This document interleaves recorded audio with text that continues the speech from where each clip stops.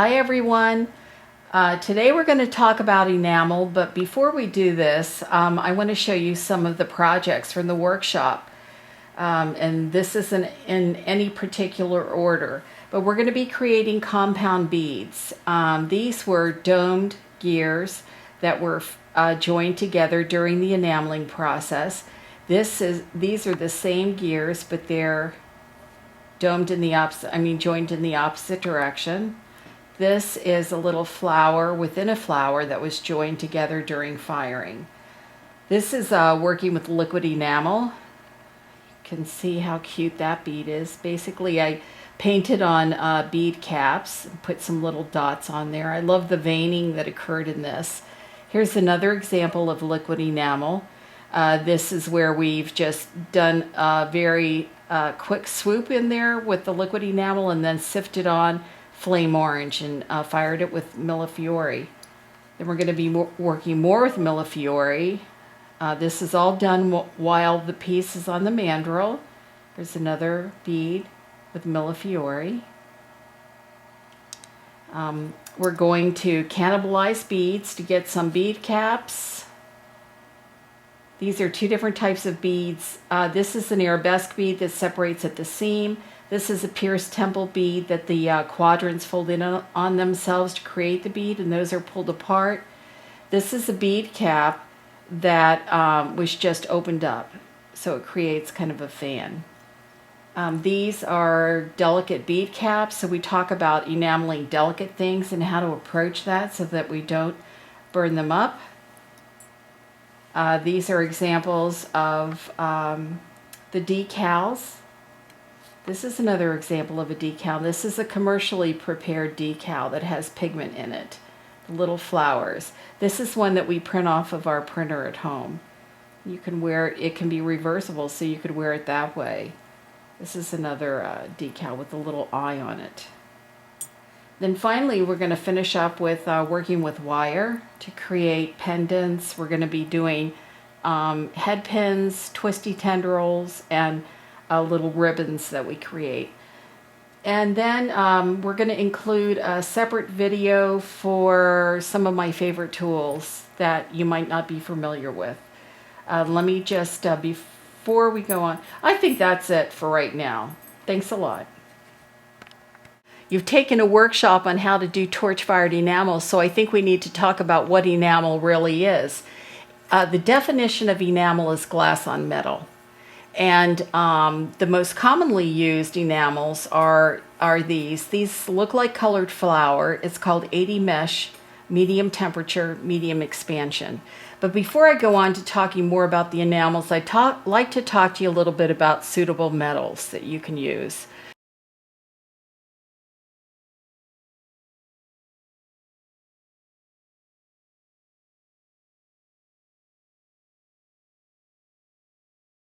Copper, silver, and gold are the traditional metals for enameling. I happened by chance to try an iron bead that I had in my studio, and it worked perfectly, and I was thrilled because then I started ordering more iron beads. They're more affordable, and you can get the filigree detail that you can't get on a copper bead. So brass, the thing about the metals is you have to have 5% or less zinc in the metal. Brass commonly has more than that, which makes it not really a good metal for enameling. Sometimes you luck out and you get a piece where it sticks on, but I would not buy brass for the express purpose of enameling. I've contacted Vintage and Cabela's, and both of their brass has 15%. So we're talking about also copper beads, and copper beads you're going to look for solid copper beads, but there's something to keep in mind with that. You're going to want seamless copper pieces because the low temperature solders that they use for soldering these beads are filled with zinc. They have 17% zinc. And what happens when you're enameling your piece, heating the bead up causes that solder to flow, because now we're enameling at a much higher temperature than you would when you were soldering it. And you know, the zinc is going to contaminate the metal, and then the enamel will immediately start chipping off, and you'll be disappointed. Believe me, I was. We found some really cute little hearts, and this was the first time I really realized the importance of seamless copper beads. You'll be limited in your shape. A lot of times your bead merchant is not going to know whether there's a solder seam or not, but you'll be able to pretty much tell by the shape. If you get a flattened lentil shaped bead, that more than likely is going to have a solder seam. If you have, we had picked up these little flattened hearts. They didn't work, they had the solder seam. Bead caps, a lot of times will have like a little ring of wire around the top. That won't work because that's been attached by a solder that has a high amount of zinc in it. Okay, so we've gotten those metals out of the way, and now I'd like to talk to you more specifically about the enamels. 80 mesh, medium temperature, medium expansion is what these enamels are. They look like flour. 80 mesh refers to the screen size, that this, when sifted through, this will go through a screen that has 80 openings in a linear inch. That's very fine. And these look like colored flour. But there are some that are larger than that. We'll get to that in a second. But the medium expansion has to do with how the object changes when it's heated and when it's cooled.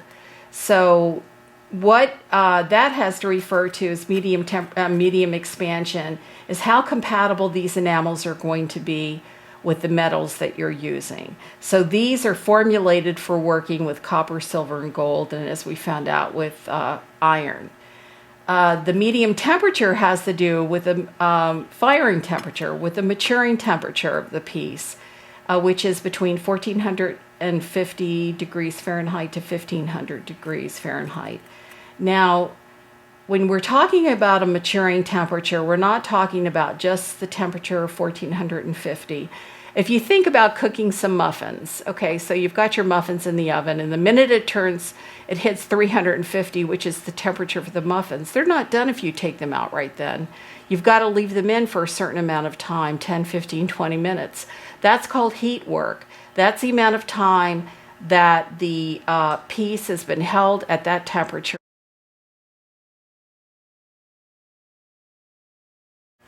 So we've got it at the preset temperature, but it's not ready. The muffins aren't ready. And even though the immersion process of torch firing is very fast, it takes 42 seconds to enamel a small bead. That's with 3 coats. It's going to take a little bit of time in the flame for the enamel to mature. And that refers to the enamel fusing to the metal, getting glossy, having no pinholes.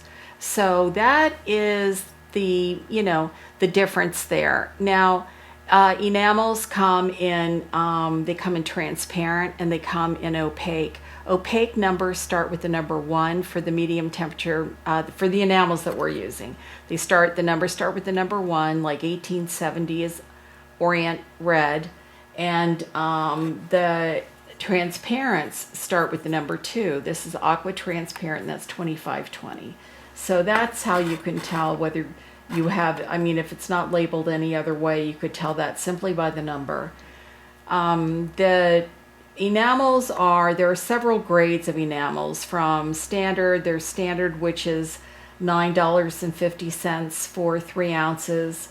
A lot of my favorites are in that price range: white, nut, chamois, seafoam, lichen, mint. So you have a lot to choose from in that price range. Then it inches up a little bit to a grade A, which is 1025. It goes from 950 to 1025. Those would be things that have cobalt. So cobalt blue, blue jay, black, Atlantic blue, those would all be 1050. Then we have a bigger price increase, and that would be to grade C, and it's either $16 or $16.50. I can't remember which right now, but those would include Orient Red, Marigold, Flame Orange, Flame Red, things like that. Then there's a big jump. It's, well, there's not a big jump between grade C and grade G, but when we get to grade G, those are the things that have gold in the formula. And those enamels would be twice the cost as your standard enamel, which is $9.50. So now for grade G, we're at $18.90. Those would be pinks and purples, things like iris, geranium transparent, but we can't live without those colors. So you're going to want to add some of those to your palette. One thing I wanted to mention is flux, which is a base coat or a top coat. Now we're talking about enamel flux, which is this powdered enamel, except it's going to look white, but it's going to fire clear. We're not talking about flux, which is hard soldering for silversmithing or soft soldering with, for using with a butane torch or with a soldering iron. So flux is powdered enamel. Now we've got some other types of enamels though. We've got on this little palette here, we have 620. These come in not every color that Thompson makes, but in quite a few. 620 refers, it's like a frit size if you're a lamp worker and familiar with that. It refers to the fact that all of these enamels will go through a screen that has a mesh size of 6, and none of them will go through a screen with a mesh size of 20. So that's, there's some variety in the sizes there. Then we have these little doodads called cat whiskers, and these are basically just threads of enamel that they put the molten enamel into a big pot or a ceramic bowl that is suspended from off the ground. There's a little hole in the bottom of that, and out streams the enamel, and then they're broken into little pieces. When the enamel, cools, it gets rigid and then it's broken.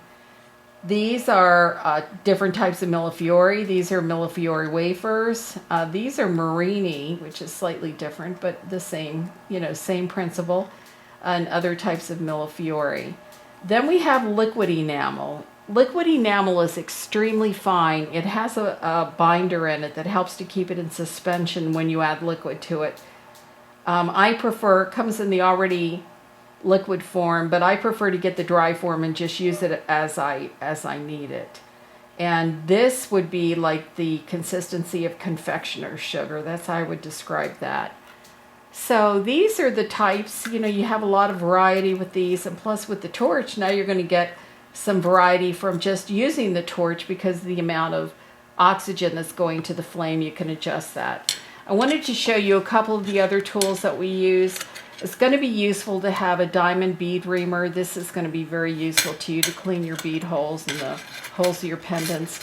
These are stainless steel TIG welding wire, and I get this from the welding shop, and they come in a variety of thicknesses depending. You're going to want to get ones that are as close to the size of your bead hole as possible. These are different types of sifters. I've sent these two sizes.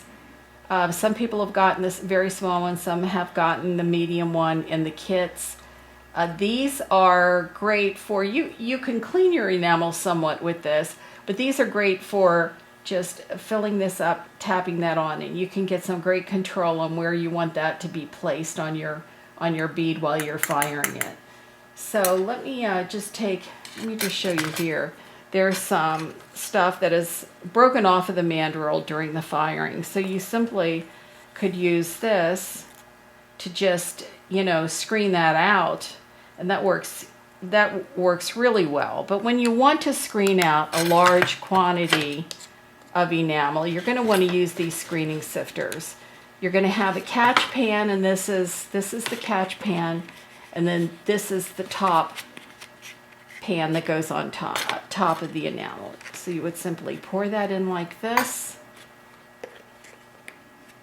okay, and then you would shake like you're panning for gold. And then when you're finished with that, you're going to end up, that's clean. Okay, all of that enamel is clean, but you're going to end up with enamel that has little black particles in it. So that's going to, that's going to stay behind and reside in the screen. So I think that that's really it. We have a pretty good foundation. You have an idea of what enamel is, and I know a lot of you already have been working with it. So I'm looking forward to our next visit. Thanks for coming.